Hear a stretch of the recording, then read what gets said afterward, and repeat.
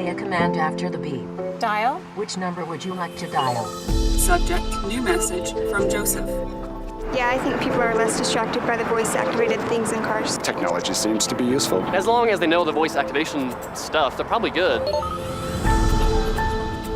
It's a lot safer. It's nice to be able to keep my full attention on the road. Having a spoken conversation seems like it would be safer. I don't think that's a distraction at all.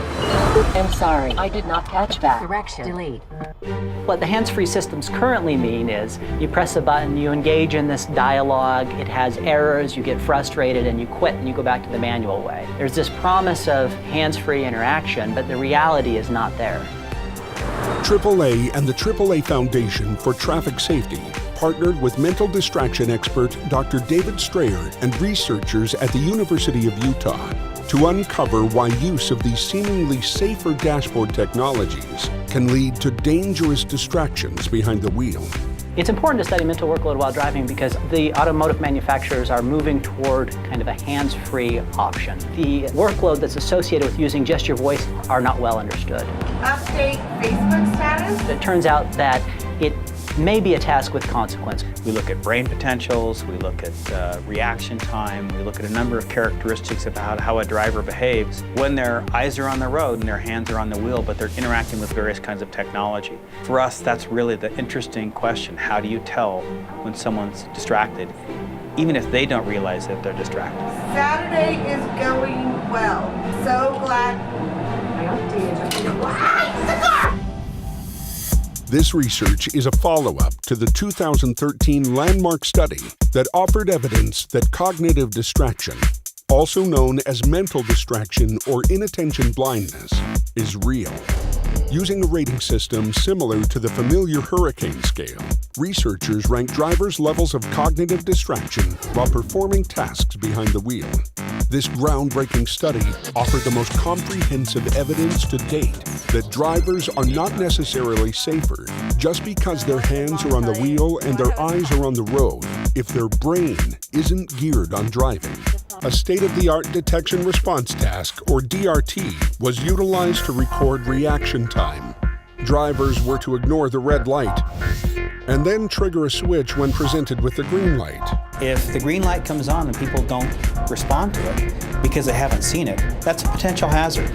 It's really kind of a surrogate for the types of visual information that people are missing all the time in the driving environment. In Phase 1, researchers found that the speech-to-text task escalated mental workload dramatically. Determined to dig deeper into this phenomenon, researchers launched into Phase 2.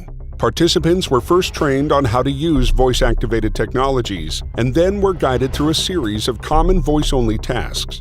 In line with previous research, including 5 decades of aviation psychology, researchers analyzed metrics including heart rate monitors, an EEG-configured cap, and a detection response task. These results came from participants' experiences behind the wheel of both a driving simulator and the instrumented research vehicle. One thing that we looked at was the quality of speech. Even though it's not perfect, it doesn't seem to be a culprit with respect to the levels of workload that we're seeing.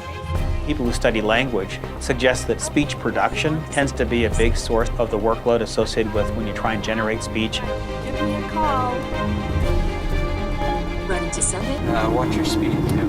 Okay. The biggest factor is time on task. Edit my appointment at 6 p.m. tonight.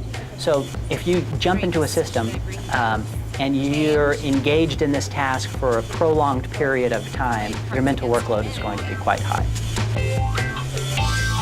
Change. So we now know if you put a system in where you're just listening only, that takes you from a category 1 to about a category 2. And if you add a composition part where you can reply to those messages, that pushes it to a category 3. I found that it was distracting. I had a hard time focusing on what I was supposed to be doing. I felt stressful trying to respond to the emails. It just seems like it takes just as much concentration to use as just texting would. To assess real-world impact of drivers interacting with voice-to-text systems, researchers applied the protocols of the study and evaluated common voice-based interactions in which drivers engage with actual voice-activated systems found in 6 different automakers' cars. I think you've pretty much got one shot to make it work. And for most drivers, that shot hasn't panned out. Number deleted. Please say the number again. Play CD. Tuning to AM 850. Oh, heavens. This is not the right command. Calling Donna Torrell at home. Not Donna. No. Cancel. I am sorry. I did not catch that. No.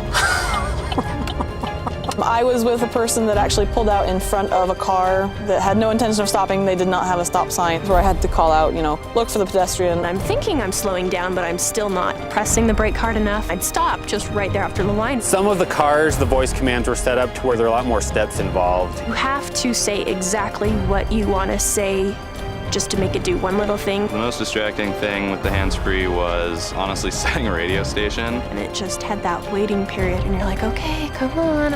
I'm a little concerned that we're actually seeing some of the technology getting close to that Category 5 level of impairment.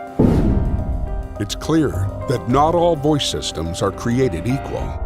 Researchers found that systems which were more rigid and less flexible in accepting variations of commands generally required longer interaction times and generated more mental workload. With the evidence-based data from this research, AAA is calling for developers to leverage these results to develop safer voice-activated technologies with better fidelity, shorter interaction times, and other improvements to bring the mental workload level down to be no more demanding than listening to the radio.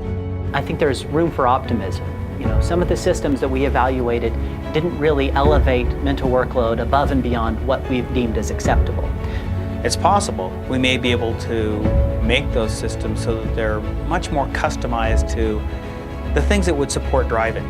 Until you've had one of those 60-mile-per-hour car crashes where your life literally flashes before your eyes, at what point do you sit back and think, well, maybe I shouldn't? Now with hands-free, everybody's kind of giving them a pass to say that's okay. They're creating the cars to be your own desk with your own personal computer, and you don't need that in a car. In a car, you just need something to drive. When it comes to making public policy, I think the best thing to do is have a good yardstick. Science can help by providing the empirical data that says what the levels of workload are, but then the policy decision is something where we as a society have to say what we're willing to accept versus not. I think it's actually a really nice partnership between the science that we can do here, the advocacy that AAA helps us in terms of getting the message out, and working with industry to try and create smart solutions that don't distract us.